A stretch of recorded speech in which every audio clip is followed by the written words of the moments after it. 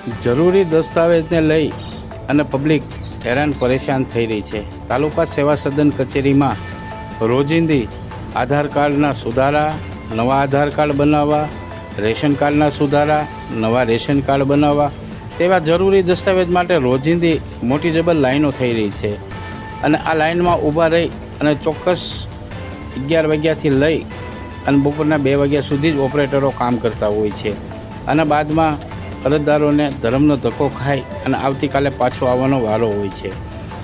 ચોક્કસ પ્રમાણે token system હોવાથી 50 ટોકન રોજિંદા દેવામાં આવે છે, જેના કારણે 50 જ અરજદારોને કામગીરી થતી હોય છે।